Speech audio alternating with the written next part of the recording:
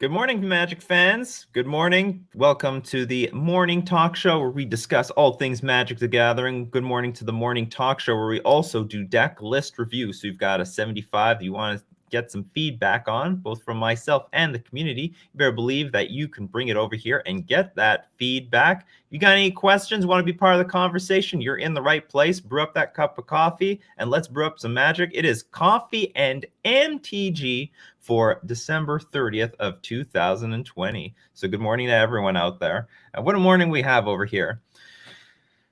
And so here's the deal. Just reflect on some stuff I've been doing lately.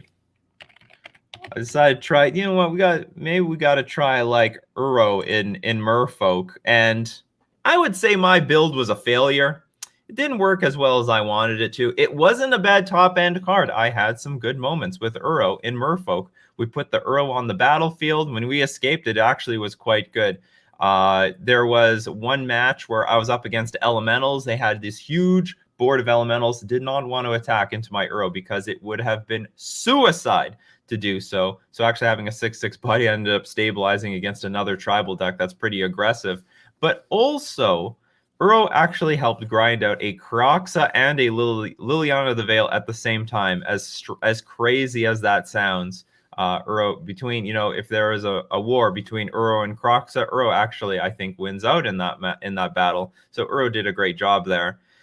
But overall, the deck wasn't quite there.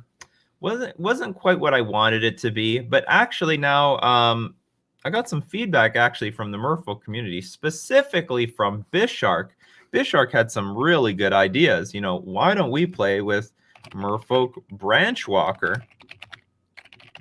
Now, Merfolk Branchwalker is like a really good natural inclusion in this type of list where you can reveal the top card of your library and you can explore it. You can put cards in your graveyard to help feed the Uro. If I see an Uro on top of my deck, you know what, I actually might want to put into the graveyard to help, you know, basically get the Uro where I want it to be in the first place. I don't really want to be casting it for 3 mana. I want to cast it for 4 mana, so Merfolk Branchwalker. But let's go deeper. Bishark had an even greater idea. Let's play the Jade Light Ranger. So Jade Light Ranger, ETB explores and then explores again. Again, Merfolk that help the Merfolk plan, but also help the Uro plan at the same time. Because I think if we can go turn 4 Uro, that is still pretty damn good. Pretty good for Modern. Except I didn't always have my graveyard filled up by turn 4. I have to admit, I was a little short on cards for the graveyard. That actually ended up being a liability. I didn't run as many fetch lands as people were suggesting, and maybe I could use some more fetch lands for 2 reasons. I could use the fetch lands not only for escaping Uro, but also just play around Blood Moon. And probably the best card I could put in here is Prismatic, was it Vista? So this can help me find my basic forest to play around Blood Moon, because this way, Blood Moon actually killed me in, like, I don't know, at least 2 or 3 of my matches. Just Blood Moon, and that's it, the game is over. Well, that sucked. But Prismatic Vista can now help fill the graveyard while also fulfilling the Blood Moon, while also playing around Blood Moon by just finding like snow-covered forest. Let's just find some basic forest. That's it, and we can play around Blood Moon. And by the way, because I'm going heavier on Simic, I need the double green. I need the double blue. We said goodbye to the counterspell. Sorry, Cavernous Souls. We said goodbye to Mutavault. So it's no problem, actually, I think, to be playing some basic forest. That was a design mistake. So at first I thought I'm going to shelf this Uro idea, but no, maybe I'm going to go back to it. Maybe I'm going to try it one more time. I'm going to think. I'm going to ponder. The fact that it ground out that Rakdos deck was very impressive to me. I was very pleased. I was pleased with that result. There are other potential cards to play in the Simic deck, like Collected Company. This was also in Bishark. This wasn't in my idea. This was Bishark's idea. Let's play some Collected Companies. But here's the deal. If we play Collected Company in Uro Merfolk, we maybe. I don't want to get too excited here. Maybe we could run some Mystic Sanctuaries with the sole purpose of putting Collected Company back on top of your deck. That's not bad. You know, that turns a lot of fetch lands into Collected Company, so in the event that our board is wiped and we have nothing else to do, Mystic Sanctuary can be there for us. I actually never thought about utilizing Mystic Sanctuary with Collected Company. A lot of people are like, well, why don't you play Mystic Sanctuary with Deprive? But that's, you know, Counterspell every second turn is quite poor. But if I'm playing with more islands, because I'm not playing with as many, I'm not playing with Mutavault or Cavernous Souls, this card will come into play tapped less often by turn 3 and may actually get some value. And maybe it should just be a one-of. I don't know. But anyway, a lot of newer ideas to spur up for the Uro Merfolk. As of right now, I can't get behind it. I did like, however, it helped beat some Rakdos decks, but I still lost to Blood Moon. But with a few tweaks, maybe that's not going to be a problem anymore. All right, good morning to everyone. Good morning, Steven and the Fish Fam. Good morning, Endgame. Frederick. Good morning, Olaf. Ugly Hood Rat. Jack Torborg. Easy to play Shaper Sanctuary too. Yes, that also helped against Rakdos decks. That helped me a lot. Good morning, Mikey J. The Golden Sun. Mystic Sanctuary, you, sir, are talking like a marauder. Maybe I will. Then with 4 to 6 fetches, more like 8. I would play 4 Breeding Pool, 4 Prismatic Vista, so that I can more reliably find those what's it called? Find those basic lands. I really needed those basic forests in a lot of games, right? I had Uros stuck in my hand. What else? I had, so the Uro was stuck in my hand. My green cards were uncastable, like Merfolk Mistbinder and Cometa Speaker. If you don't have Ether Value, you're screwed. So my deck was heavy. No, I didn't have many islands, and a lot of people asked me, you know, Nikachu, why aren't you playing with Path to Exile? Why don't you splash black for Fatal Push? It's because you got Blood Moon out of game. You gain an edge in some matches, but then you lose a lot of matchups to Blood Moon. They're like, oh my god, that deck's weak to Blood Moon. Get them, punish them, punish the greedy mana base. Go get them, and then you know what you do? You make those decks, you make those players feel like geniuses. Like, oh, I spent all this money on Blood Moon, and look what it's doing. This is why we should have Blood Moon in my deck, and they'll never get rid of it. They'll never let go of their Blood Moons ever. They'll remember that time they screwed over the fish player because they couldn't beat Blood Moon. And truth be told, I did it myself with didn't I do it with goblins or something? I played against a fish. I think it was Goblins versus Merfolk round 1 when I was playing Goblins, and I just like Blood Moon them out of the game. Good morning, Carlos. Vista doesn't find Sanctuary, but like whatever. I need to find the basics, and unfortunately, if I need to find forests or islands at the same time, Vista is the best thing I can do. Got you on the car surround on the way to work. Just picking up coffee now. Good stuff. Love it. What are you getting, Seth? Seth, what are you getting for your coffee? How do you take it? I have coffee with a smidge of milk. I'm like, I have black coffee with milk, and then you guys are like, that's not black at all. You put the milk in it. Flip lands? That doesn't help me versus Blood Moon, unfortunately. Like I like those lands for reducing the amount of damage that you take, but is not going to help me against Blood Moon. And Blood Moon was hands down one of the reasons I lost with the deck, period. Remember when the biggest question for Merfolk mana base was the pepper number of caverns to run? Yeah. These days I have no problem playing with like 4, only because of the Uro decks. I will say, I playtested quite a bit last night. I was complaining in the Mana Trader series, where are the Uro decks? Where are the Uro decks? Why do I have all these Cavernous Souls when there's no Uro decks? And I played like 2 leagues, and I played against like, I don't know, 4 or 5 Uro decks. Beat them all, beat their ass. You know who you are. And I just wish it's a weird thing to complain about. I want to see more Uro in the metagame. Like, this is my good matchup, and I feel like I don't see it enough.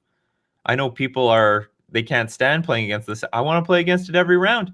Bring it on. They're dead by turn 4 most of the time anyway. Maybe this sounds insane. What about a Frogify or turn to Frog against Shadow or similar? I know you hate Pongify, and at least 1/1s don't kill you, but 2 mana is too steep, right, or path. It's actually not insane. It's not crazy. I'm not gonna lie. You know, something like Frogify or even another card that I really liked was like Turn to Ice. Is that what it is? Turn to Ice, but it doesn't affect Death Shadow is the problem. No. Oh, or sorry, Encase in Ice. So, like, there is room to play with these janky enchantments so long as they are, how do I put it, flexible enough. So look at this one. Like, it has Flash, so it's basically a 2-mana removal spell, enchant red or green creature. When in case an ice enters the battlefield, tap enchanted creature. It doesn't untap during its controller's untap step. That's actually pretty strong.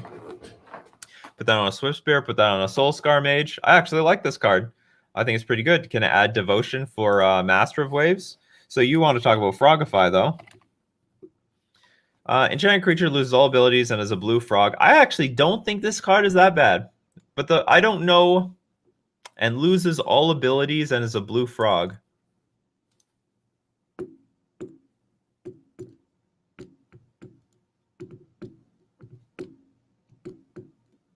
Maybe this card is better than I think, because like what, we could play this against Heliod. Okay, where can we play this card? Frogify. So not too bad versus Shadow decks on the Hail. A 1/1 I can deal with, all right? A 1/1 I can deal with. I can't deal with the 3/3 outclasses all my lords. A 1/1 I can do. I can be okay with. Uro matchups, useless. Rakdos Death Shadow, good. Heliod Company, maybe good. Maybe good here, because you can at least enchant either, you can threaten to kill the Walking Ballista or put on the Spike Feeder. Rakdos midrange. Probably, you know what? I'd rather turn this thing into a 1/1, to be honest. Seasoned Pyromancer, not good. Maybe good against Hazaret. Sounds like a tough spot. Hammer Time, not good. Hammer still works. Sultai Uro, not good. Eladrim's Toolbox, probably not that great. Oh, maybe. Hold on. But I can put it on the Dryad of the Elysian Grove. But the problem is, you put it on the Dryad on the they'll play the Dryad, and usually they'll just start playing the Valakuts, and then stuff dies, and then you play this Frogify, and it might be too late. But maybe it's not bad. Maybe I'm underrating it. All right, mono red aggro. Yeah, I think it'd be okay here. I'd rather the Swiss Spear was a permanent 1/1 than anything else. It's a weird removal spell. Amulet Titan. Like, again, maybe if they don't play Dryad immediately into Valakut, then it would be okay. Mill, it's useless. Tron, it's useless. Death and Taxes, probably not. They can blink creatures and bring it back. Not interesting side. Interesting, there's a lot of I shrug away a lot of jank suggestions. This is not bad. This is actually one of the better jank suggestions I've been proposed. A card I've also been thinking about was Threads of Disloyalty.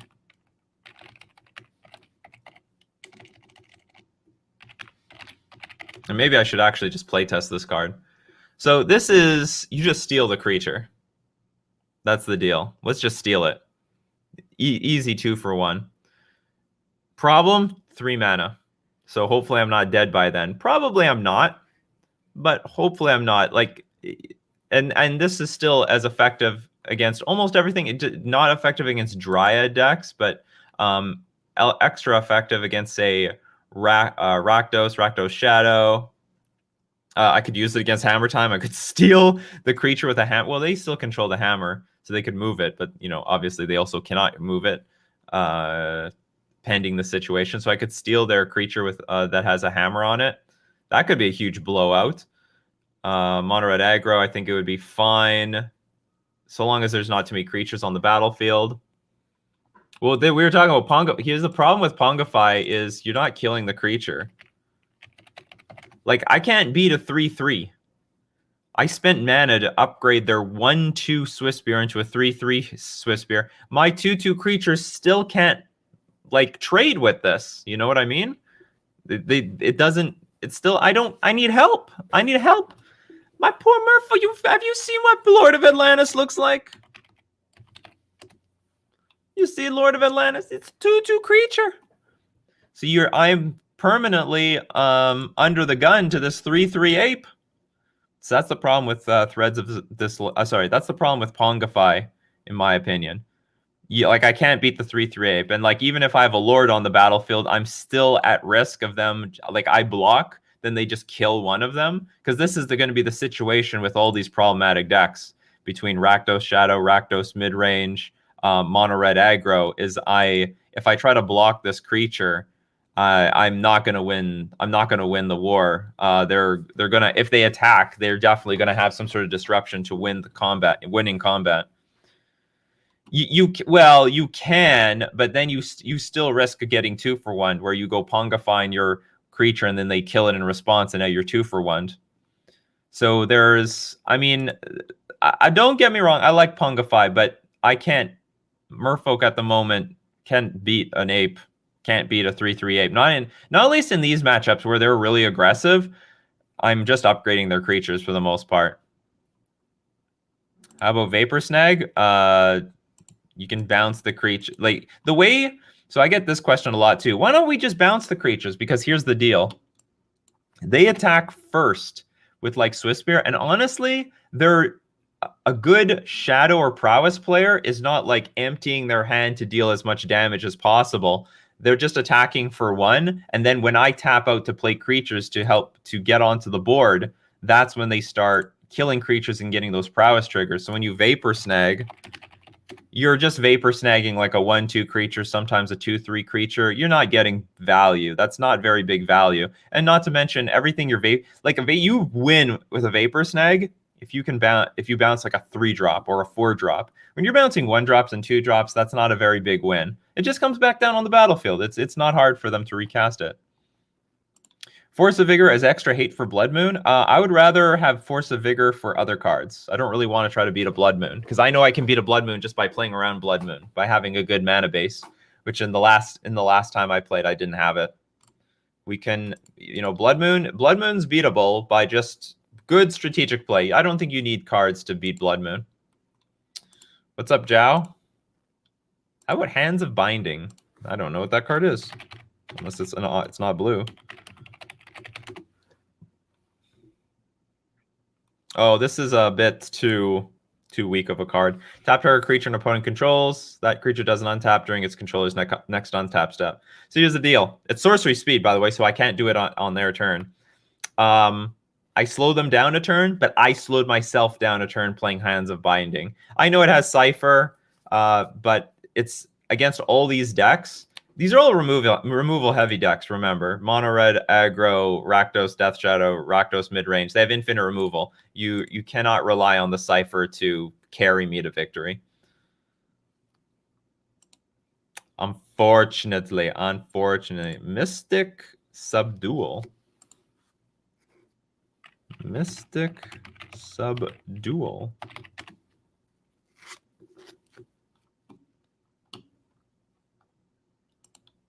This is close to being good.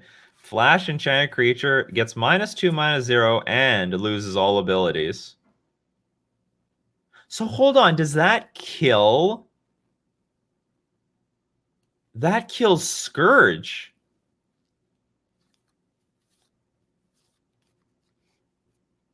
But that will pump up the Death Shadow.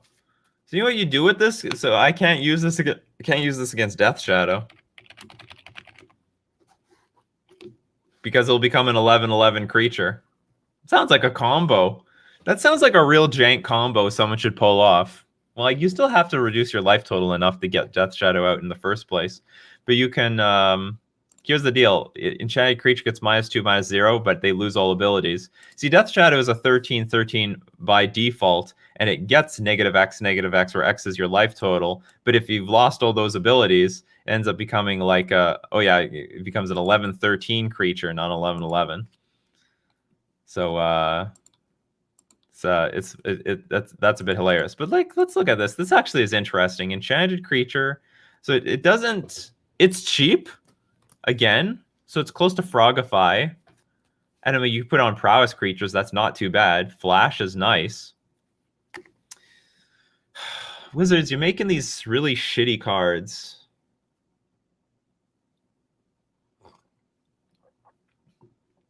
But maybe they're good.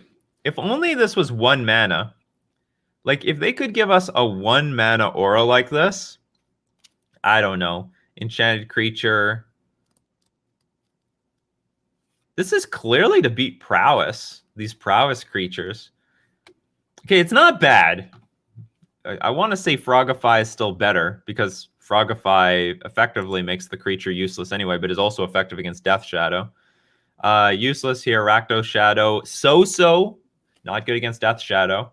Fine against Heliod Company. Rakdos midrange, probably okay. Hammer Time, not good. Sultai Uro.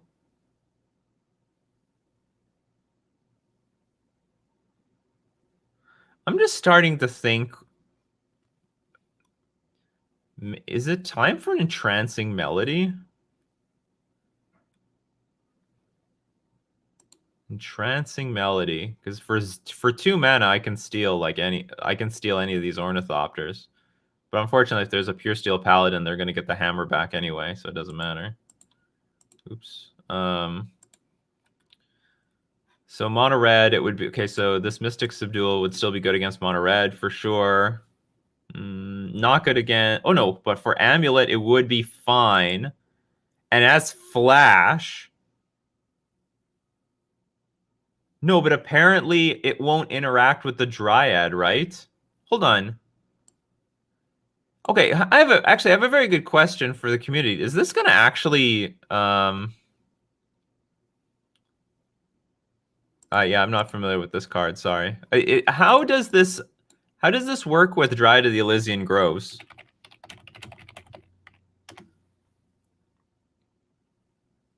Because apparently Merfolk Trickster doesn't turn this off. So if I enchant this with Mystic Subdual, do they still have all lands of whatever? If only I could do that. I would love to do that. It's not that easy. So now I'm thinking that these cards aren't actually good against Dryad. No, Dryad would become a 0/4.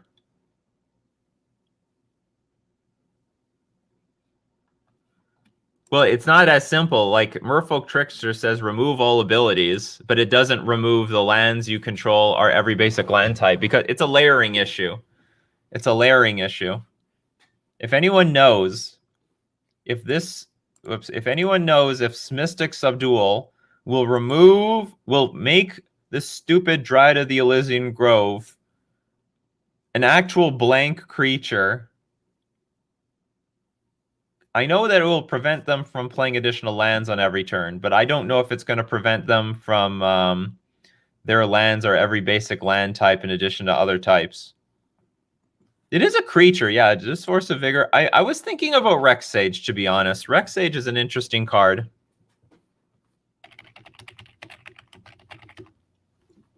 Because it's a shaman.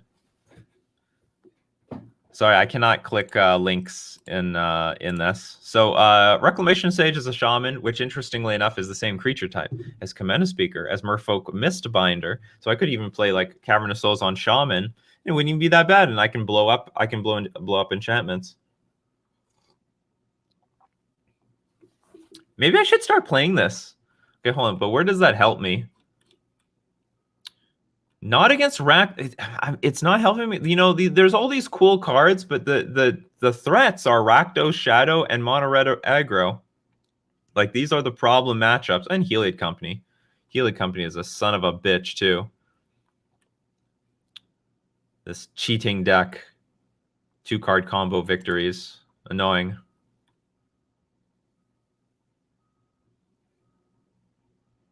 It'd be good. It would be good against everything else. It would be good against the Titan decks. That stupid Dryad. I want to kill that Dryad so badly. Gonna get you, Dryad. We're gonna get you. Anyway, we're moving sort of in the right direction. Where is Turn to Frog? Where's my Turn to Frog? Frogify. Giant creature loses all abilities and is a blue frog creature with base power and toughness 1/1. How about Nature's Claim against Death Shadow? What do I destroy to make them gain life? Do they have any artifacts outside of Bomat Courier? Nature's Claim to destroy Dryad/Amulet. Well, blowing up the Amulet is not a big deal. Blowing up the Dryad is a big deal. Oh, you want to blow up my own stuff?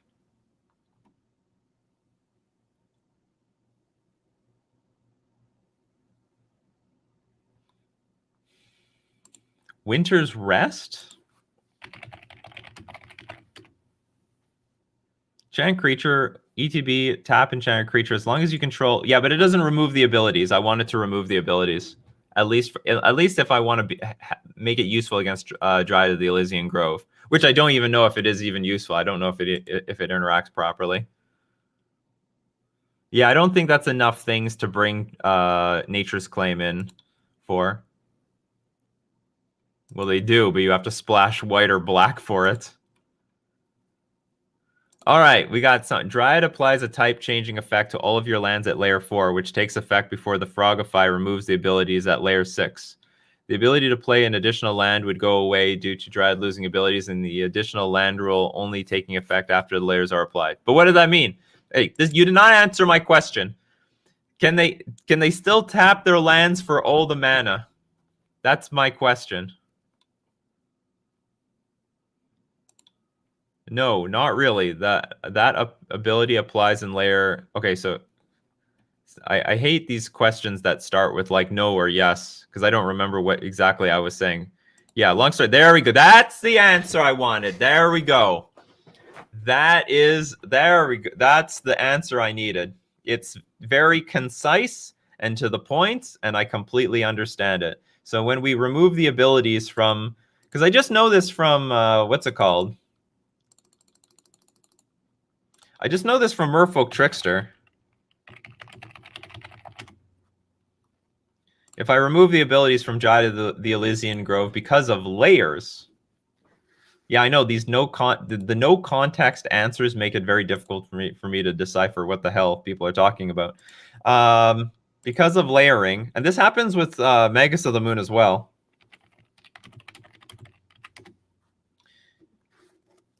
If you Trickster a Dryad of the Elysian Grove, they cannot play additional lands every turn, but apparently this whole lands you control are every basic land type in addition to other types. It still exists, which is just stupid. It's just stupid. This doesn't make any sense.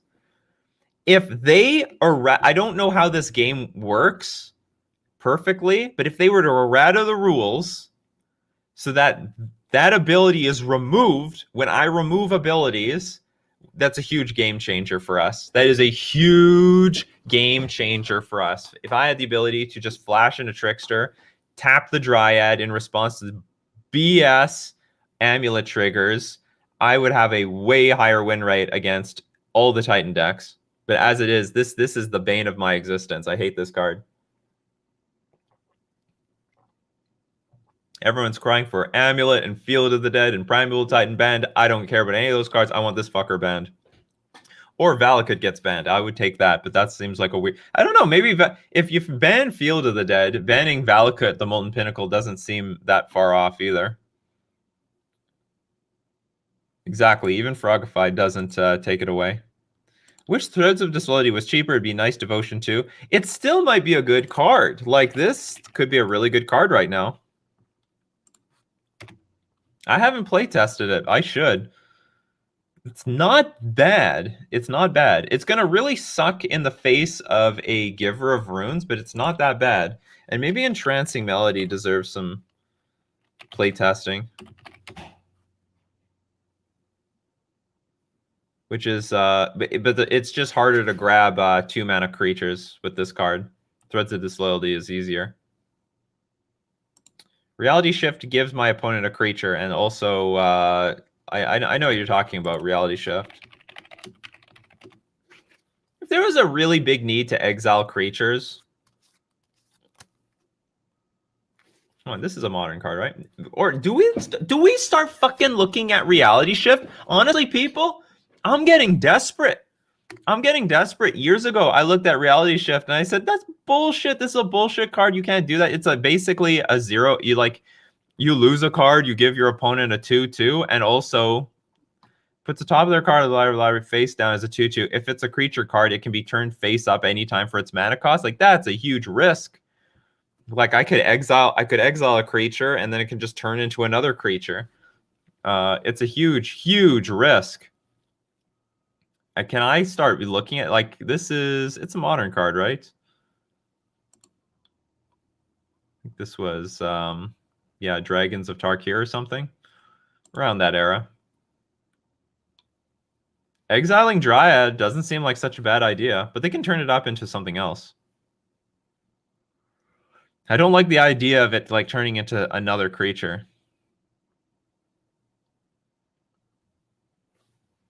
Maybe I should play test this card. I'm getting really desperate against these Croxa decks. Or not Croxa, these Shadow decks, but I still might die to the 2/2 against what's it called? Prowess. But at least I can trade with my creatures.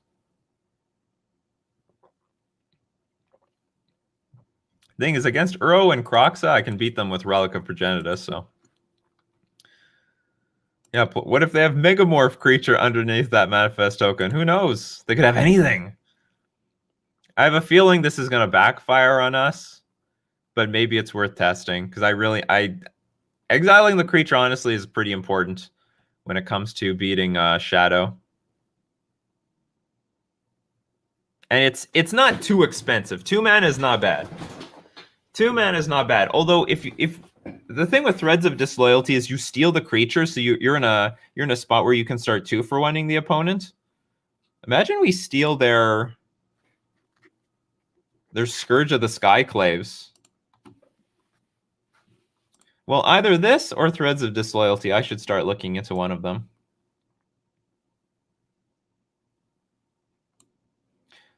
No. This is you're talking about the Dryad thing. That has nothing to do with Magic Online. That is the rules. That is the rules, and they would be applied the same on paper.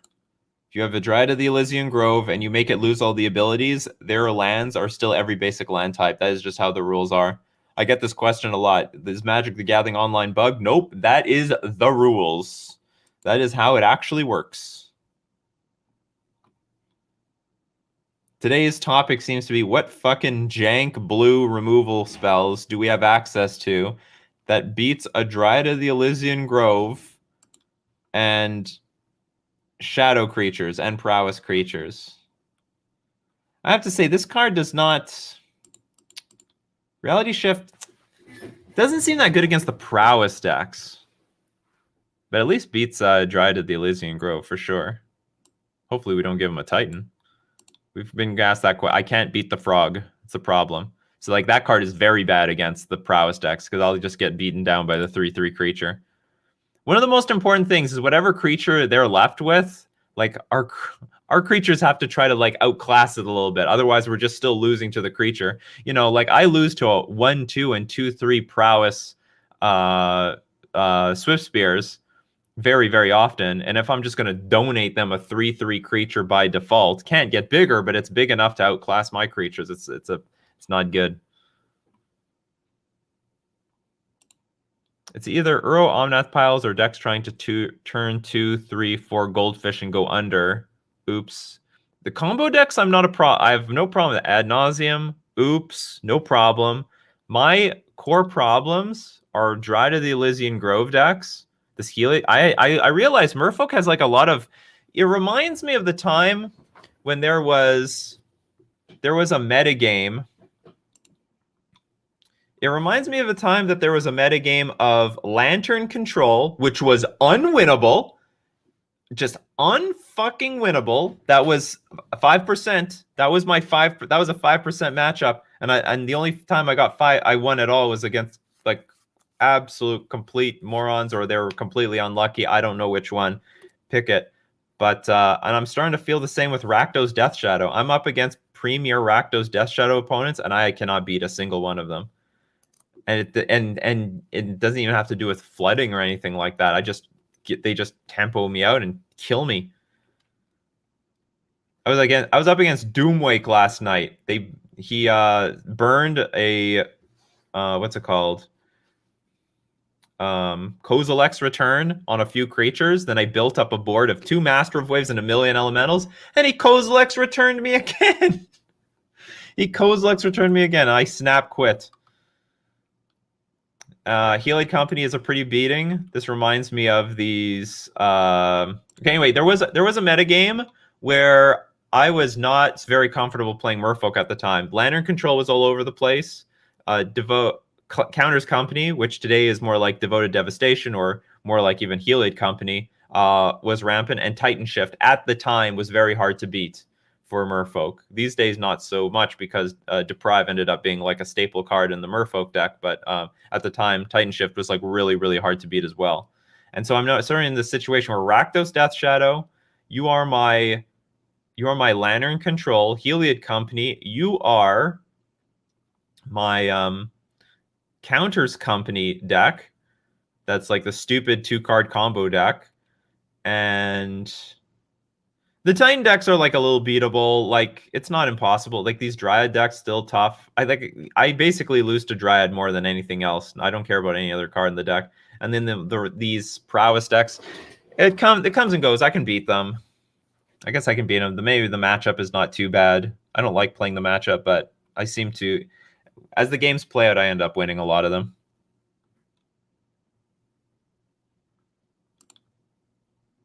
Yeah, Entrancing Melody, and also it's easier on the mana base because we don't need... You need triple blue exactly for Archmage's Charm. But but that's not a bad idea either.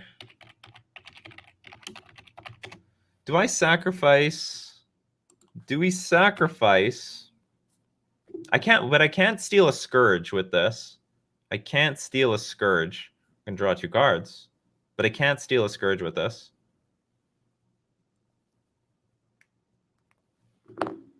Try Imprisoned in the Moon instead of Reality Shift. It actually removes the ability to tap for any mat. Why? Actually, hold on.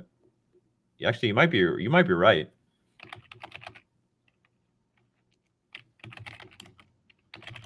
Totally forgot about Imprisoned in the Moon.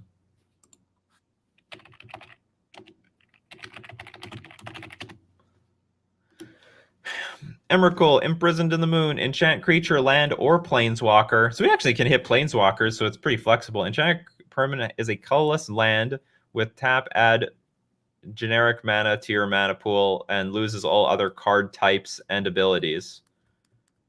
Are you sure? Are you totally sure if this thing beats Dryad? I don't see how it beats Dryad, or is it because enchanted permanent is a colorless land? Have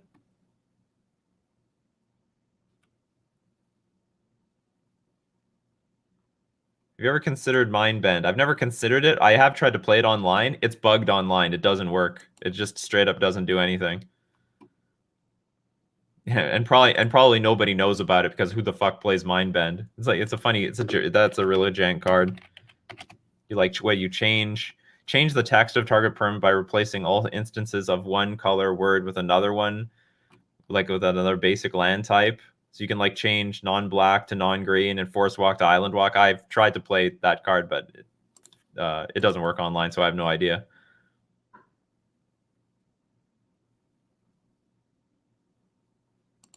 Can hit Field of the Dead, but I don't care about Field of the Dead. Does it remove the Dryad ability though? That's important. One thing I don't like is it's not instant speed. Well, it doesn't make sense to me. I mean, you can have lands on the battlefield with static abilities. Like Urborg, for example, has a static ability. Everything's a swamp.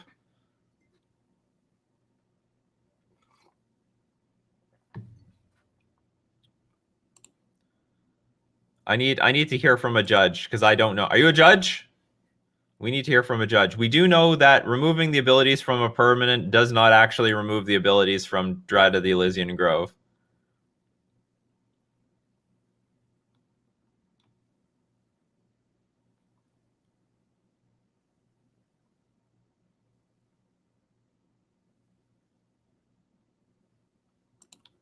Yeah, we can well, yeah, we can very unlikely we counter it, to be honest. I don't mind Archmage's Charm. It's like it can help me versus prowess because I can steal a creature in combat. I like the card. Wouldn't say it necessarily make them draw 2 cards on an empty library. I'm not really looking for help against oops all spells though. These are so like when we look at me analyzing how I'm trying to build my deck, for example. When I'm looking for cards to add to my deck, I'm only looking for cards that are interacting with the problems I have with the metagame. So, like, look at Uro. I have no problem with this matchup. Right? I have 90% against Uro. I I want to play against Uro all day. So whenever someone has an idea, well, it can exile Uro. I don't care. It can deal with Uro. I don't care. It can deal with Omnath. I don't care. It doesn't matter because I beat this matchup anyway. So that's not a point of discussion. Point of discussion is, how do I beat the decks that I'm losing to? How do I beat these fucking prowess creatures early on in the game, and Scourge of the Skyclaves and Death Shadow, or even Lurrus, for example? And one good, like, and a decent suggestion is Reality Shift, because Reality Shift deals with all these creatures, but also exiles them. So Lurrus doesn't even come back. So it's actually not a bad suggestion to go down that route. Same with all those other, enchant creature effects, because they don't go to the graveyard, they don't come back. So you actually negate the effect of Lurrus. So it's actually a very interesting angle of attacking those decks. Healy Company, I can't beat these fucking creatures. I hate them. And this is a problem. These enchant creatures can't hit Heliod. So if they put Heliod on the battlefield first, threatening Spike Feeder, it'll be too late by the time that I play like any of those enchant creatures, and I can't reality shift it either. Rakdos midrange is a problem. It's just a lot of removal. This thing's a problem. I hate this card, but removing all its abilities would be a good thing. What if I stole it? Am I allowed to steal this? Oh, this would be a great target for Threads of Disloyalty. That would swing things around immediately. I can also steal their Croxa with Threads of Disloyalty. That'd be nuts. Okay, I'm going to take your Croxa now.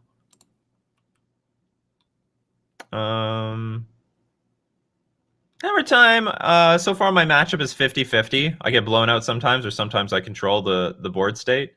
But the bad matchup, so any of the bad matchups is and then when we look at Amulet or even Eladrimri's Toolbox, the cards I'm losing to are Dryad of the Elysian Grove. Dryad, not Primeval Titan, not anything else. You could argue Valakut is also a card that I need to beat, but the main card I feel that enables it, and the card I need to interact with, is Dryad of the Elysian Grove. So when you're suggesting, well, it can beat Mill, it can beat Death and Taxes and Tron, I don't need any help against any of those decks. The decks I need to beat are like what I'm telling you. And that's how I approach Magic. Like if you want to try to beat if you want to beat your bad matchups, if you want to improve your deck, you have to improve it against the matchups that are bad. We're going to have Decklist review. Yes, we're going to have Decklist review. I'm not done with this topic yet. Swan Song, the Dryad. Swan Song still comes at a downside. That would only be good against one matchup, but I mean, that's something. I'm 100% positive Imprisoned in the Moon beats... Why? Okay, so here's a question, André. Why is it that Imprisoned in the Moon removes the Dryad ability, but all the other cards, enchantments that remove abilities, does not remove the Dryad ability? Can you explain to me? Are you able to explain to me why Imprisoned in the Moon works? Imprisoned in the Moon legit works, but why? I mean, if you're 100%, you better be 100%. You shouldn't say 100%. You should say 99.9% if you're not 100%. But if you're 100%, I need some explanation. Yeah, but why does that matter if it takes the card type away? Okay, so on layer 4, Dryad becomes a land, and then its ability gives itself all land types and the ability to tap for any mana. Then on layer 6, it loses its printed abilities and its additional mana abilities. Okay, now that's, I can believe 1,000%. On layer 4, Dryad becomes a land. So the fact that it turns into a land matters. Then its ability gives itself all land types and the ability to tap for any mana. Well, this is too confusing. I'm just going to trust it. Torborg's on the case. All right. I believe you now. Okay, so Imprisoned in the Moon. The problem with Imprisoned in the Moon is it's slow. Probably still prefer Reality Shift in this case. But I will keep it in mind. You can hit Planeswalkers with this. That's the thing. You could actually do that.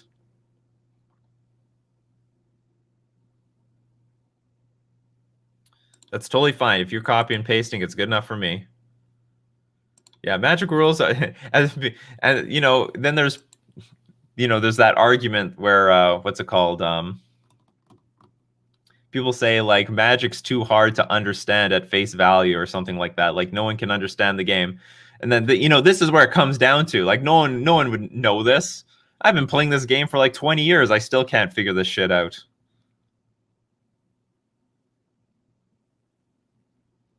I would at least consider those with CMC less than 3 so they can be brought back with Luris. I have no. Oh, you're saying like if I want to jam Luris myself? Set up a test match on Magic the Gathering Online with someone who plays Titan.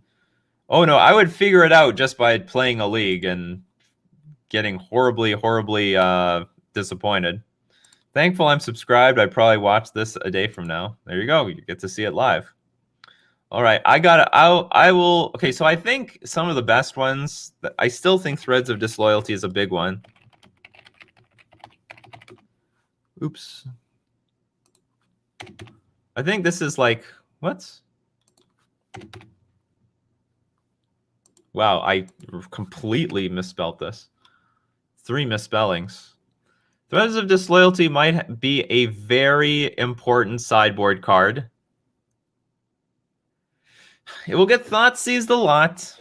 I know, but okay, I could steal also that stupid Sprite Dragon if it gets really big. That would be a pretty good thing to steal.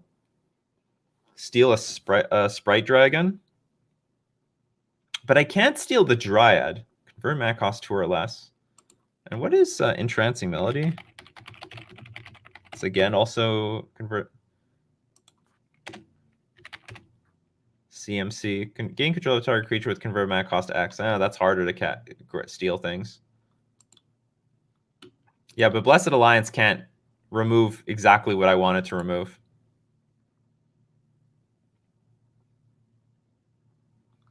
Yeah, Threads is probably going to end up being better because I don't have time for this other stuff. And then there's I'm not gonna lie, those enchantments that enchant creatures, they're pretty good, but they don't deal with Dryad at all. But neither does this. The problem is Psionic Blast. It's so like here's the riddle. What can I play that beats Shadow, Heliod Company, and Prowess all at once, and the Titan decks? Is there a card, or is there a new range of cards that I should be playing? That's the riddle. That is the $1 million question at the moment. And I do not know what the answer is yet. It might be a combination of stealing creatures. One problem I have with like even Threads of Disloyalty against Rakdos Shadows, they just fatal push the creature. And then they just bring it back with Lura. So they like 2-for-1 themselves, but they might be able to afford the 2-for-1.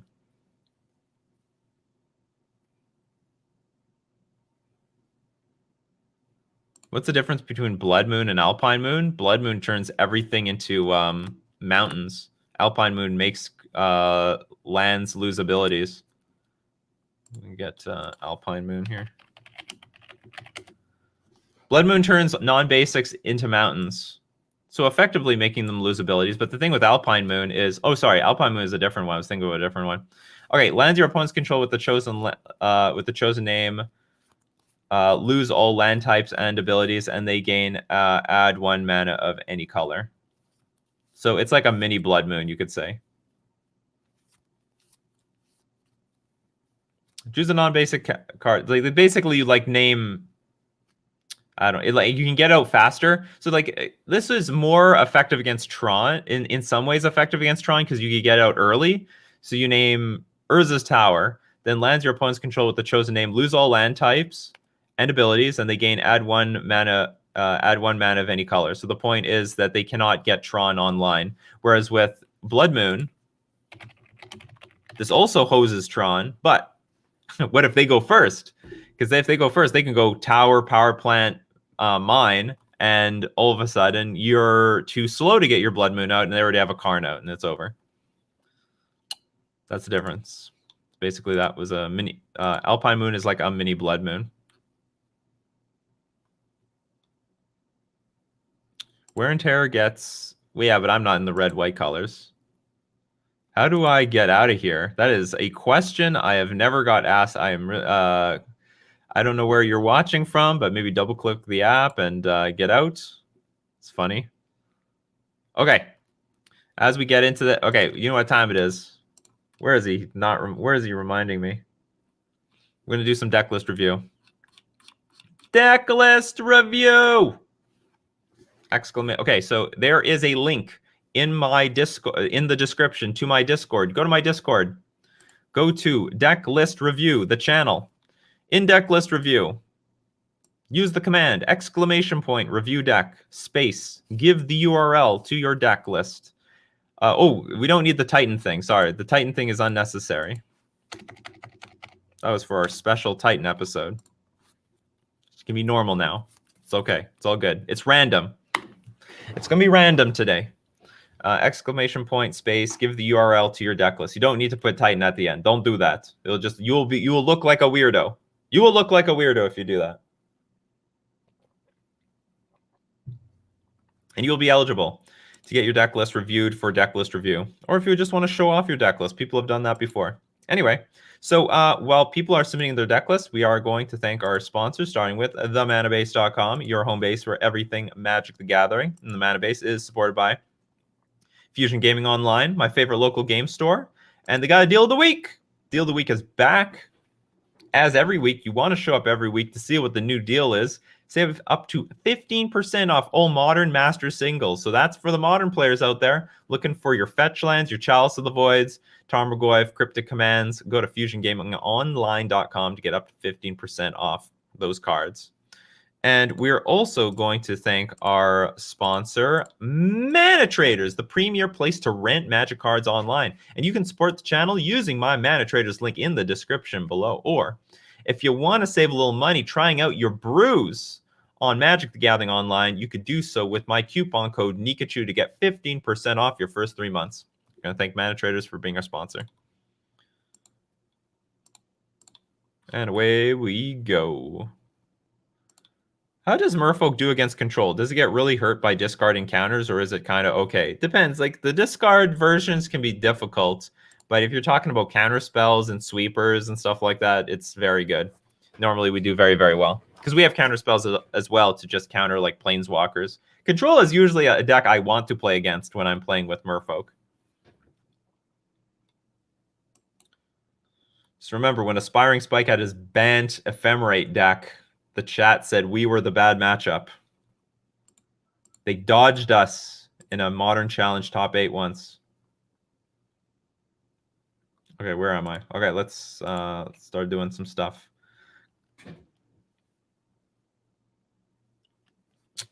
Kalingi, use less. Use a smaller something. I'll wait for you, Kalingi. I'll wait for you. Kalingi's struggling. Using too many characters. How long is your URL? Can only have can't be more than 100 characters.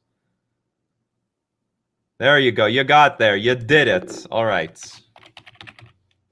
Skeg also got in there. Ruckux.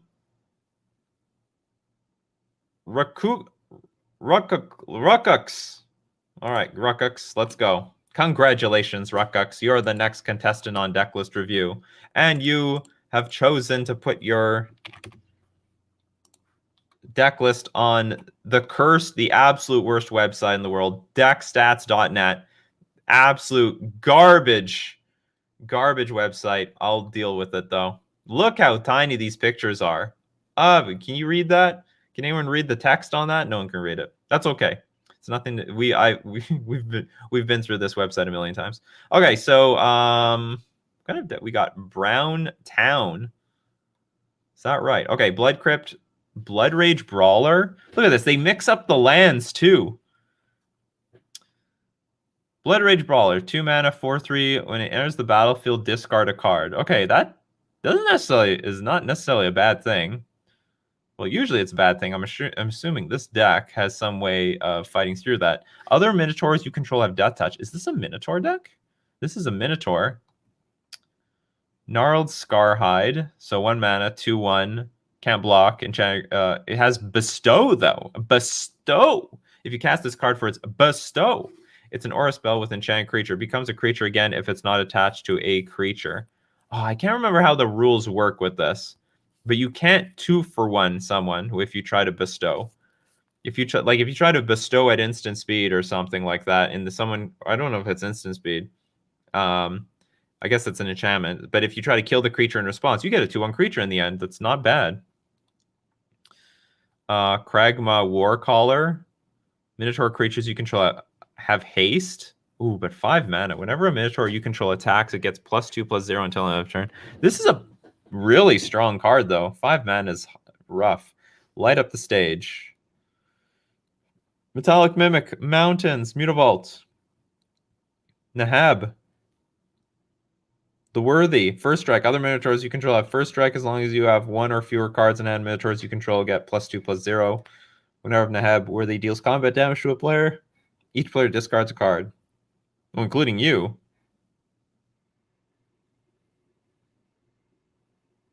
Rage Blood Shaman, Trample. Other Minotaurs you control get +1/+1 and Trample. And Rage Monger.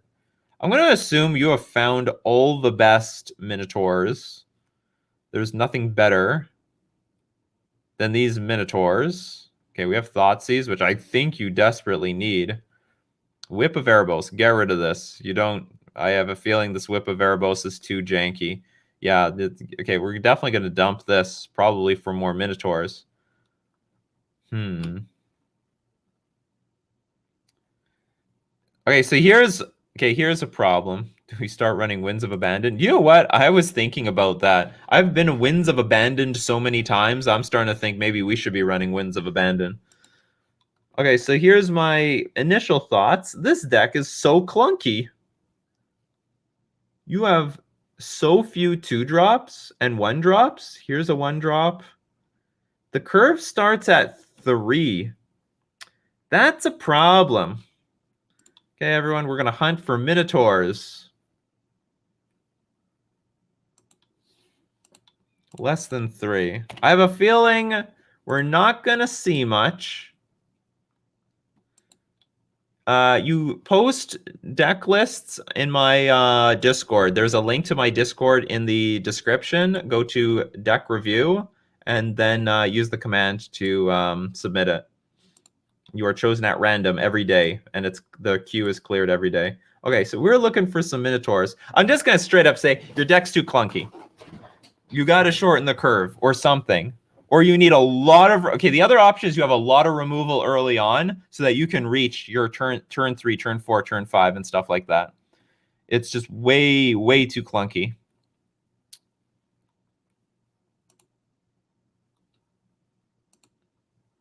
And we're red and black, so... Creature. Minotaur. I think that's it. Search. Okay, so we had the Blood Rage Brawler. We had the Burning Fist Minotaur. First strike, discard a card, gets +2/+0 until end of turn. Not exciting. Tax each turn if able. Regenerate. That's not too bad. 2/3 creature for 2 mana.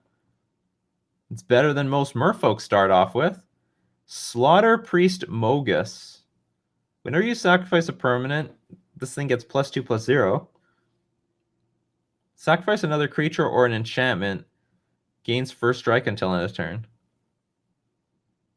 So, hold on. So whenever you sacrifice any permanent, it's getting +2/+0. And you can use this thing, sacrifice another creature or enchantment, gain first strike. What is this? Can't block unless you control another Minotaur. This is garbage. What the hell is this? What a bad grizzly bear. Why would they do this to, like, are Minotaurs just bad at blocking or something? What kind of crap is this?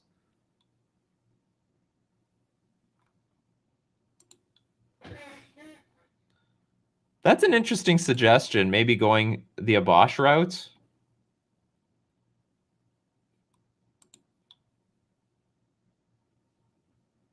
You look at the curve, it's like mostly 1 and 3. That's not a bad idea. So we could like replace the Blood Rage Brawler with like, say, Bone Crusher Giant. Because, okay, here's the option. We could go... And what do we need here? I don't know about this one. This is so expensive and it's only a 2/3 creature. Okay, Light Up the Stage has no synergy with this deck either. You're playing to the board, you don't have time for this. So we got to remove Light Up the Stage and just have removal. Like, what's that 1 mana I can't remember that name. The name of that 1 mana removal. What's the new 1 black removal spell? Basically, 1 mana, destroy target creature or planeswalker, CMC 2 or less. And at 4 mana, I think it destroys at 4 CMC or less. His kicker. Help me, hive mind of Coffee and MTG. Help me. Minotaurs are very clunky. They're a poor man's slivers. Blood Chief's Thirst. We could have Blood Chief's Thirst in this deck. Okay, so here's the deal. We gotta control the early portions of the game so that we can get to the late portions of the game. And we're gonna start it off with Blood Chief's Thirst. I was actually thinking about playing this in Merfolk. It's a sorcery, but it's cheap. It's only 1 mana. Destroy target creature or planeswalker, CMC 2 or less. I think that's a pretty good rate and kills a lot of creatures in the format. But if the spell was kicked, instead you can destroy target creature or planeswalker. Oh, it just destroys anything. Destroying anything at all. Okay, so how many land? Well, here's another question. How many lands do we have? Oh, this is so awkward. Okay, hold on. Let's read the description. Well, this deck is tribal minotaurs. It's more accurate to call this tribal keywords by stacking trample, death touch, lifelink, haste, and first strike deck. Seeks to curve out quickly. Well, you top out at 5 mana, so it's gonna be difficult to do that. Though lacking interaction, the tempo of this deck can overrun slower decks and overpower traditional decks. Update added unclaimed territory from Ixalan. Don't know. Update removed Neheb the Internal. Well, you've been working on this for a while.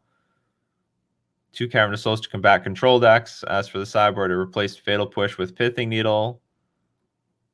Yes, what do you guys think? Always working on my baby. The deck is clunky. Okay, hold on. How many lands do we have? 2, 6, 7, 8, 12, 14, 18, 20, 24. Okay, you have enough. That's for sure. You do have enough. Been working on this deck for 5 years. Okay, so here's the deal. Because you're good, Minotaurs seem to start at... Oh, we have to dump Metallic Mimic, don't we? It's like the closest thing you have. Like, but I think it's like one of the closer things you have to 2-drops. You know, I forgot about Metallic Mimic. Maybe we don't need to go the Abosh route. But I do want you to survive to the late game. I would get rid of Light Up the Stage, replace it with removal. Thoughtseize is okay. Like, I can get behind Thoughtseize. I can't really get behind Whip of Erebos. I don't know if I can get behind Whip of Erebos.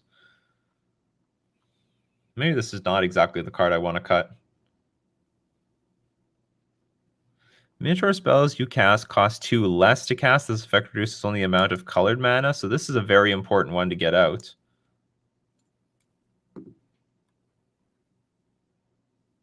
This would combo very well with Aether Vial, because you would Vial this in play and you would immediately get some other Minotaur out at the same time.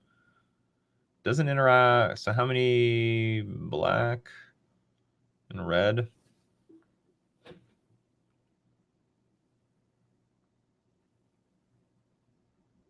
I don't know. Any suggest? I would like to remove Light Up the Stage and add more removal, like Bone Crusher Giant, Blood Chief's Thirst, or you have Lightning Bolt. Lost Legacy. Choose. Oh yeah, this is search target player's graveyard, hand, and library for any number of cards with the name and exile them. That player shuffles their library, then draws a card for each card exiled from their hand this way. Interesting. You have to choose a Narn artifact, non-land card. Leyline of the Void is fine. That's a very powerful card. For Inquisition is fine.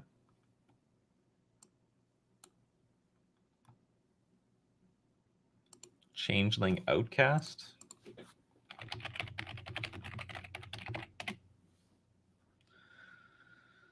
Can't block and can't block and can't be blocked. That's interesting. But there's no lords in this deck, really. Why not surgical extraction? Why surgical extraction? It's a good question. What do you want surgical extraction for? This deck is playing with Leyline of the Void. Nothing's going to the graveyard.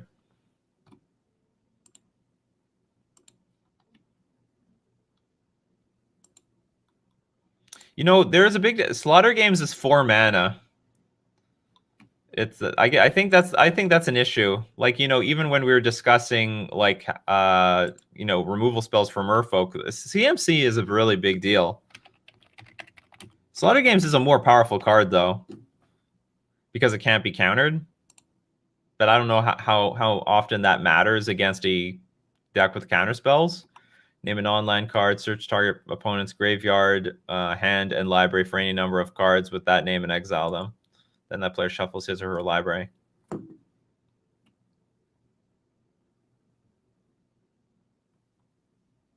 Are these Minotaurs in the picture?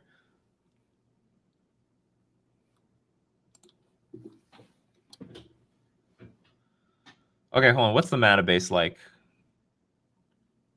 2 black, 6, 7, 8.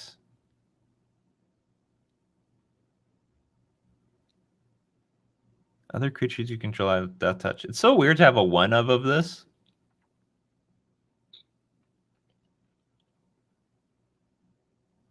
Nine, 10. Oh, do you not have enough black mana? You might have to remove the unclaimed territory to add more black mana to your deck, because you're heavy on some like particular spells. So like, let's say 1, 2, 6, 7, 8.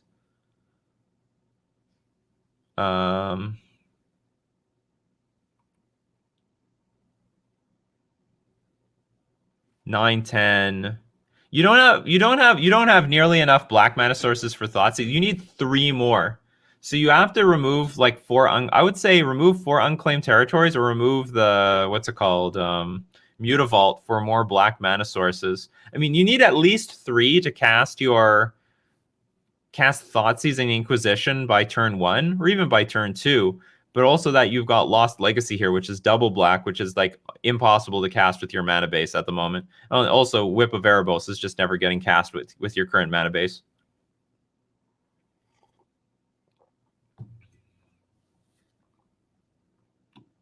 Is Stony Silence worth bringing in against Merfolk? I think as a 1 of, if you're a control deck, sometimes it's good.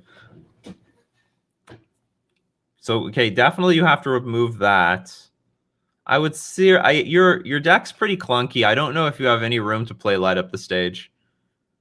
Just my honest opinion. I think it should be. I think it should be another removal spell. It can either be Fatal Push.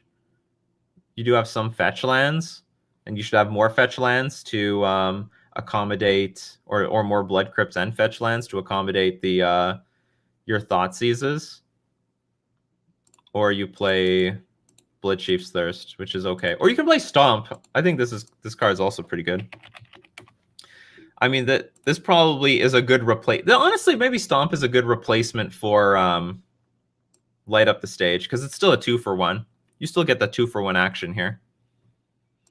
Anyway, I hope that is useful. I would dump Whip of Erebos and put something else in replacement. Maybe add more of these Fellhide Petrifiers or something like that. I think you need more ways of anyway, I think it's hard to cast, and you should be casting your creatures instead of casting this thing anyway. That's my advice. Definitely. Oh, Adaptive Automaton. It's just an artifact creature with nothing else. Like, it's a lord, it's like an artifact lord. I'll tell you what I hate about this card. It's an artifact, so it gets hit by all the artifact hate. So they like Kolaghan's Command, this stupid thing. And the deck is already heavy on 3-drops. Like, this deck is already super heavy on 3-drops. Like, this is a 3-drop. This is this was a 3-drop. This is a 3-drop, 3-drop, 3-drop. We're like really the deck's pretty top heavy, so putting more top heavy stuff doesn't make the deck like leaner. You know what I mean? That's why I'm suggesting things like Bone Crusher Giant for Stomp, Blood Chief's Thirst. Let's make the curve lower. Let's interact with our opponent to a point where we start playing our 3-drops and maybe take over the game. That's the way I'm looking at it. Terminate's not a bad card either. I don't know if it's better than Stomp, but it Terminate's totally fine. That is those are my suggestions. I hope that was some valuable feedback in there. Because if you have the deal is, if you have a clunky deck, you need to interact with your opponent at a lower curve. You Thoughtseize is fine. That's totally fine. That's totally cool. You need to play things like, and you have to play more interaction. Got to play more removal. Dreadbore is also, I can't remember why Dreadbore over Terminates. Oh yeah, because it can kill Planeswalkers. That's why. What is the magic of Dreadbore? Morning, André. Gonna hang with the girlfriend today instead of playing Magic myself. Hey, that's a win. Still a win. Have fun. Let's go check out another deck.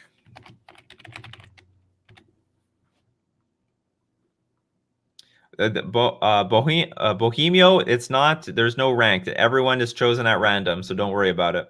Copper Spirits. Tree Folk. What the hell? We have a Tree Folk deck here. Copper Spirits, believe it or not, you're not the first Tree Folk deck ever to show up on this channel. Okay, Bosk Banneret. Oh god, can we not see the cards? MTG Vault. Okay, hold on. Do I have to... oh, I just have to change how close I am?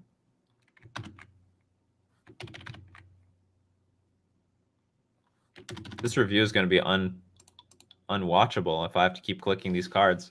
Okay, well, we'll do our best. Okay, Boss Banneret. Green, generic. Tree Folk spells and Shaman spells you play cost 1 less to cast. Okay, not bad.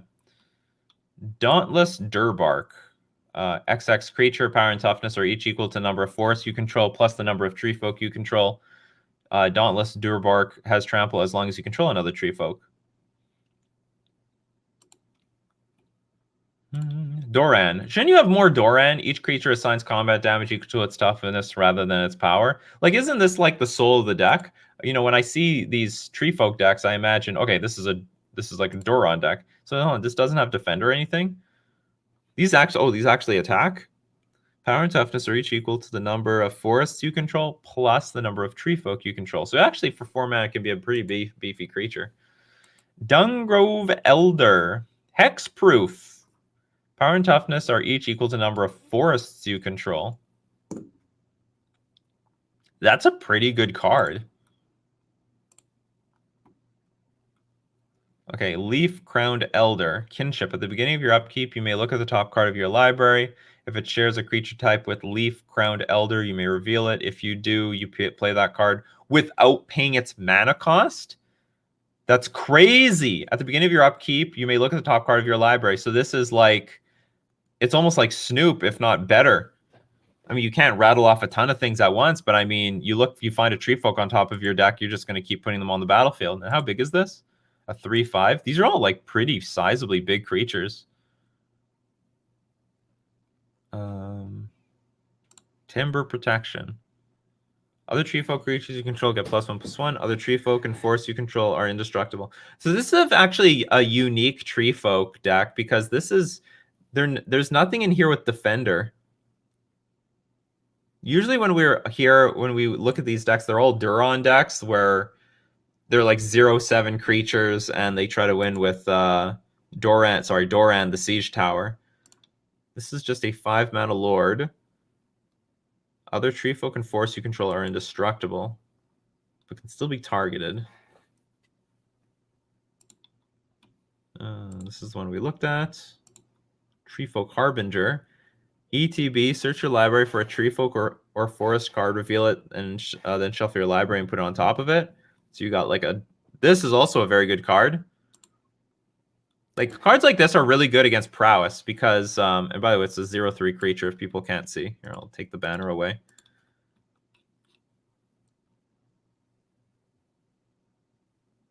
Hover your cursor over the image of the card. It gives you the whole card to look at. Oh, we finally... Oh, This is, well, that's not very intuitive. Thank you very much, though, volunteerist. Okay, so Treefolk Harbinger, a 0/3 creature. So good at blocking and also finds the Treefolk that you want. Unstoppable Ash. Trample whenever champion a Treefolk or warrior. Whenever a creature you control becomes blocked, it gets +0, +5 until end of turn. So you can champion maybe your other Treefolk Harbinger. I think this one's more risky though in a world of a lot of like removal. I'm not into championing things in Modern. I think it's a super risky, very risky idea. Inquisition of Kozilek, where'd the black come from? Oh yeah, we have Doran here, right? So we actually need the Abzan colors. So 3 of it's actually mono green for the most part. Okay, 3 Abrupt Decay, 2 Path to Exile, Heartless Summoning, creature spells you cast cost 2 less to cast, creatures you control get -1/-1. Is this worth it?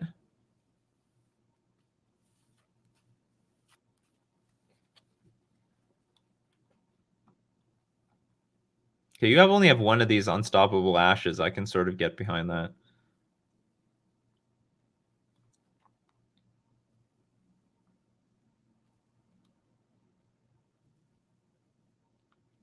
I don't know if I can get behind the Heartless Summoning, to be honest. I'm not in love with it. I would rather you just play. I know the deck is a little bit clunky, but I would rather you just played like, I don't know, some other mana accelerant. Or I know you've maxed out on this Bosk Banneret, which is not bad. 7 forests. Everything needs to be a forest in this deck.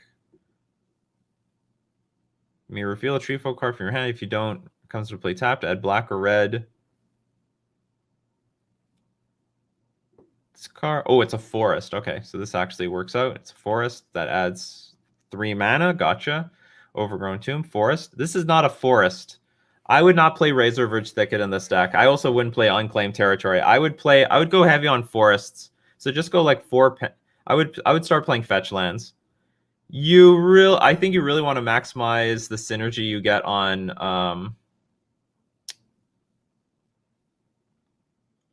everything that says like, Dungrove Elder's power and toughness are each equal to the number of forests you control, and this one's equal to the number of forests you control plus the number of Treefolk you control. I would not beat around the bush with any of these other cards. This is not a forest. Unclaimed Territory is not a forest. Just dump them. Play fetch lands to find your Overgrown Tomb, your Temple Gardens, and that'll be totally fine. 1 swamp is fine. I can get behind 1 swamp, but you need to maximize on your forests so you can maximize on basically everything else here. And they also might be invincible to like Ponza effects because you can't destroy them, right? Other Treefolk and forests you control are indestructible. So the more forests you have on the battlefield, they can't get hit by, or I guess they can get targeted by Field of Ruin, but you won't lose the card. There's a lot of stuff that care about forest. I would be 2 color or mono green and play land ramp like Explorer, something like that. That's actually not a bad idea. Or what's it called? How many of these are 3 mana? Mostly 4 mana or larger. How do we curve into 4 mana easily? I guess Explore is one of those cards that might help in that direction. There is a big splat like we are going like look how green this is. Green, green, green, green, green, green, green, green, green, green, and then all of a sudden Doran is Abzan. You're going really out of your way to play like Abrupt Decay and Path to Exile and Inquisition of Kozilek. Like the splash that you have is all at 1 mana. Those are poor splashes, to be honest. When you splash a color, you want it so that the splash, you don't need the mana like very early on in the game, that you just need the mana very later on in the game. You could do that with Doran. But when you have 3 Inquisition of Kozileks, you're saying that I need this black mana turn 1. Can you support it? 4, 7, 9. You can't. You need 13 to 14 black sources turn 1 in like you need 13 or 14 black sources in the deck so that you can reliably cast Inquisition of Kozilek turn 1, and you do not have that. The splash probably is not worth it.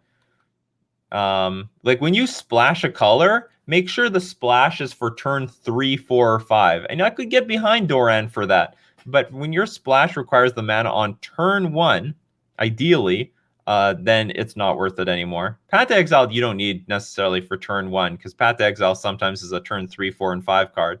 Same thing with Abrupt Decay. You may not play it immediately, but you don't have enough black sources in this deck. I would add something. I mean, if you really needed to try to make these things work, you have to add an Overgrown Tomb, remove the Unclaimed Territory, and Razorverge Thicket. Add fetch lands that find forests and swamps like Verdant Catacombs and etc. Sideboard, we've got Sapling of Kulfanor. It's indestructible. Whenever it attacks, reveal the top card of your library. If it's a creature card, you gain life equal to that card's toughness. You lose life equal to its power, then put it into your hand. I think this is a bit clunky. It's 5 mana. Like, if this didn't make your main deck, I don't see how it makes your sideboard. Like, these are fine. Dismember, Doomblade, Natural State, Reach of Branches. Put a 2/2 green tree folk creature token onto the battlefield. Whenever a forest enters the battlefield under your control, you may return Reach of Branches from your graveyard to your hand.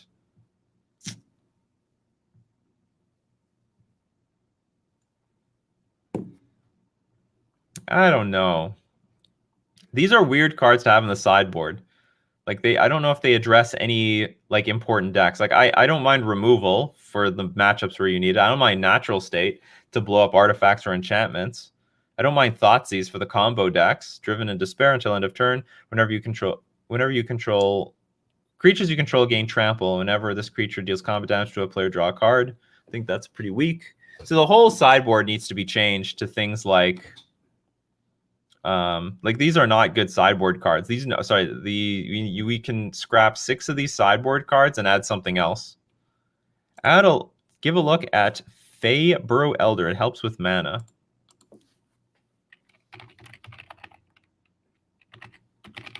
We've got some tree folk people in here.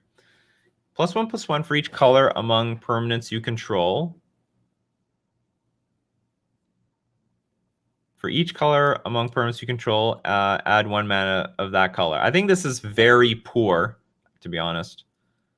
Because you're only going to have... Well, I guess you have 2. So, like, this... Because you can add 2 mana with this thing.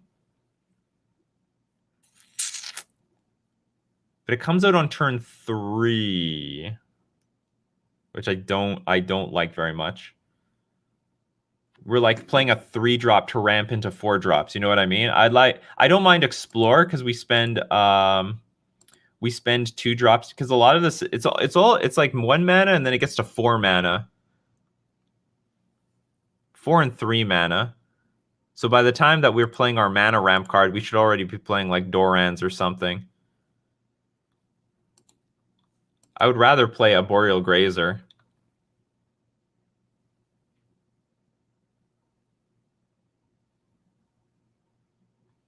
Would Thrun be a good sideboard option? Works well with Banneret. Yes, Thrun would be fine. Talking about Thrun the Last Troll? Like, Thrun is okay.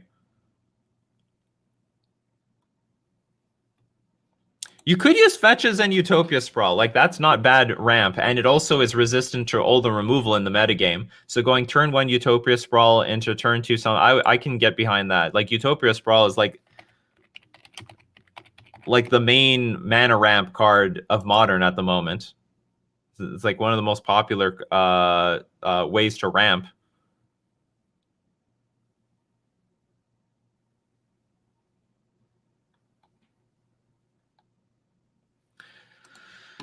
How much do we need the white in this deck?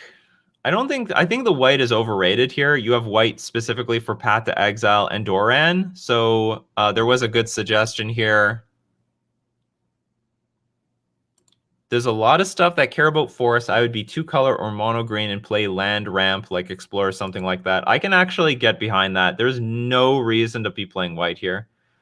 You only want to play 2 Doran. The deck doesn't depend on playing Doran, so I would just not play Doran at all and not play the Path to Exile and more rely on your black mana sources. And the fact that you can be like a 2-color deck would make this deck way more consistent. again, remove the temple. I guess remove the temple gardens and the Razor Verge Thicket. Go more heavy on Overgrown Tomb and then more fetch lands if you have to. Boop, boop, boop, boop, boop. What else can we need to recommend a sideboard though? Arbor Elf is a sweet flavor win when you're playing trees. Also, okay, you're playing forests. You might as well have like one Dryad Arbor.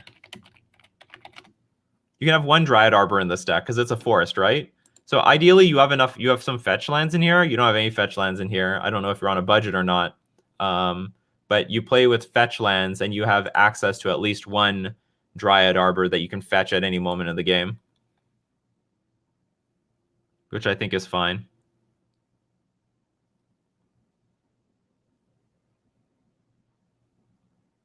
Scooz is not a bad sideboard card. Like, it's just a random art. Like, there probably should be some graveyard hate in here, right? We have no graveyard hate. No Leyline of the Voids. No, I mean, you could use Relic of Progenitus really well. This deck doesn't use the graveyard, period. So why don't you just play Relic of Progenitus? Because you need some artifact hate. There's no artifact hate in this deck. So add some relics to the sideboard. So the Saproling, Confleur, whatever.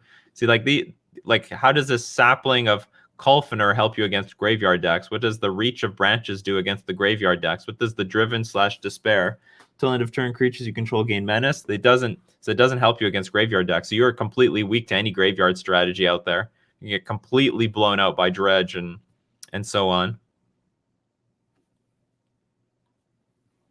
I have nothing against a Boreal Grazer. Turn one up. Like, if anything, a Boreal Grazer is probably good in this deck because it can ramp you into. It gives you something to do on turn one, which we don't have too many things. We've got like 3 Inquisitions, which maybe if you take out the Path to Exiles, you can go to 4 Inquisitions and 4 Abrupt Decays. If we take out Doran. So I want to take out Doran and Heartless Summoning for the Arboreal Grazer. For the Arboreal Grazer. Or you get it for a Utopia Sprawl. I wouldn't be against a Arboreal Grazer, though.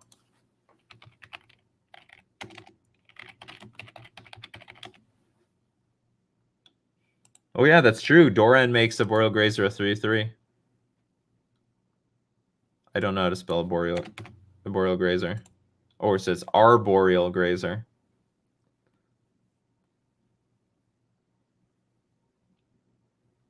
Because it's a way of ramping into your 3 drops, right? But Utopia Sprawl might be good enough by itself. Utopia Sprawl might be good enough by itself. There's some good stuff up here. It's just hard to get to it. I'm not impressed with Heartless Summoning. I don't know if this is the best Heartless Summoning deck. You make your creatures smaller. I'm not thrilled. And we might actually want a few more creatures in this deck, to be honest. Okay, so what else? Okay, we have like 4 Relic of Progenitus to add. I don't know, a random 2 Thrun. Maybe that's fine. It's probably something else we could do. Throw in Arbor Elf. Not Arbor Elf, sorry. Dryad Arbor into the mana base. Is Modern fixed yet? I'm coming back. And I don't like the look of it. Well, no, it's not fixed. That's all I can say. It's a metagame, though. Yes, I have thought about Threads of Disloyalty. I don't know. Is there any other recommendations people can make? Maybe Languish as a board sweeper? That is interesting. Can we survive Languish in a lot of cases? Maybe we can. That's a great idea. That's a good one. Not everyone gets to use Languish. All creatures it gets -4/-4 until end of turn. So this might work in here because you start playing creatures that will get out of range of the Languish. That is a great sideboard card. So screw the reach of the branches. Languish will be a complete back-breaking hoser for like one side of the board.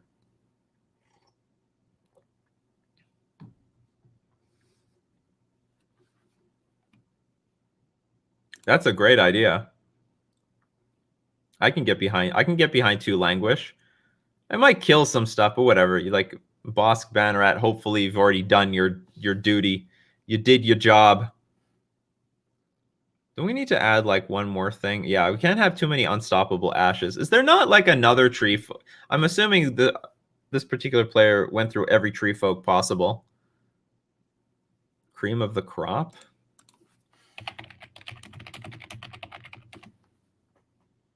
Whenever a creature comes into play under your control, look at the top X cards of your library, where X is that creature's power. If you do, put one of those cards on top of your library and the rest on the bottom.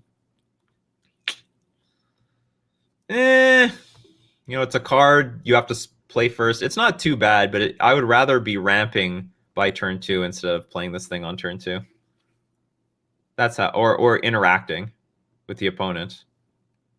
That's how I feel about it. Like, I get where you're coming. There's also a lot of these tree folk that don't have any power. Like, look what Doran does. Some of them do, but like for the most part, actually, they're pretty weak. They use some they have to use their abilities. Anyway, that's all I got. I hope that was some useful feedback. Hope that was useful. Yeah, if you have like creatures that depend on forest, you got to maximize on your forest, and there's just no way around it. And I think that would be the best way to make the most of your tree folk.